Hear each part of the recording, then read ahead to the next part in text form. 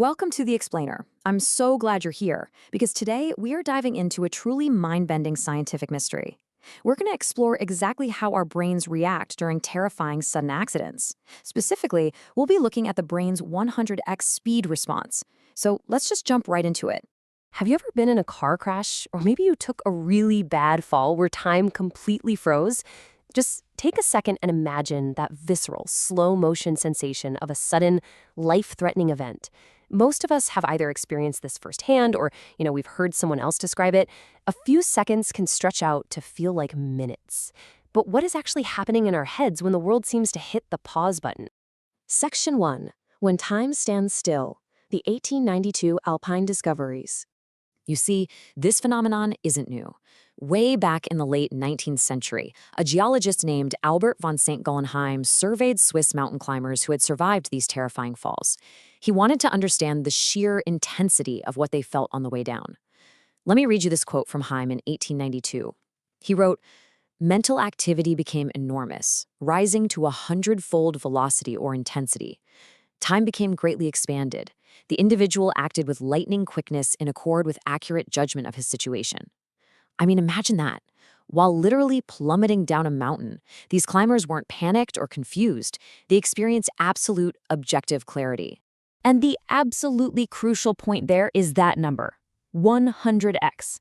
A reported 100-fold increase in mental velocity. This is the core of our explainer today. Survivors consistently report that their thoughts speed up so drastically, they're able to calculate their environment, evaluate their options, and act with lightning quickness to save their own lives. But for decades, science really struggled to explain how this could literally be possible.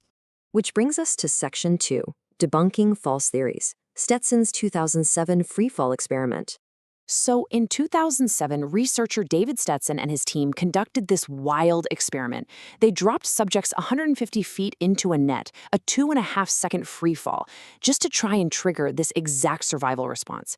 They wanted to test the two major theories scientists were debating at the time. On one side, you had perceptual slow motion. This is the idea that during a panic, your eyes act like a high-speed camera, right? Taking in more frames per second, which makes reality look slower. On the other side, there was the memory effect. This theory argued that you don't actually experience time slowing down in the moment. Instead, your brain's amygdala just records the memory so richly that when looking back, you assume it took longer. But here's why both of those theories fall short. When Stetson's team dropped those subjects, they actually tested their vision on the way down. The result? Their temporal resolution, their ability to see more frames per second, didn't improve at all. No change. So the camera theory was completely out. And the memory theory? Well, it completely ignores the real-time survival actions people actually take. I mean, if time dilation was just a trick of your memory after the fact, how do you explain the climbers who made split-second, calculated maneuvers to save themselves in midair? A fake memory just doesn't explain the conscious, lightning-fast speed of thought that actually keeps you alive. Section 3, The Brain's Chemical Overdrive, Unlocking the Biological Panic Button. So if it's not our eyes and it's not our memory, what is it? Well, meet the locus coeruleus norepinephrine system. Yeah, try saying that 5 times fast. Basically, this is a neurophysiological mechanism in your brain that triggers a massive, near-instantaneous cognitive speed increase whenever there's a threat. When you perceive mortal danger, this tiny nucleus, tucked in your brainstem, wakes up and absolutely floods your cerebral cortex with a neurotransmitter called norepinephrine. Let's look at how this builds in real time. Here is the physiological cascade. Step 1. A threat is detected. Step 2. In just 100 to 150 milliseconds, literally the blink of an eye, the system fires. Step 3. Norepinephrine floods the cortex. And Step 4. Your attention and working memory hyperfocus. In a fraction of a second, your brain shifts into an absolute overdrive state, optimizing your behavioral performance and completely narrowing your attention onto exactly what you need to survive. And listen, this isn't just theory.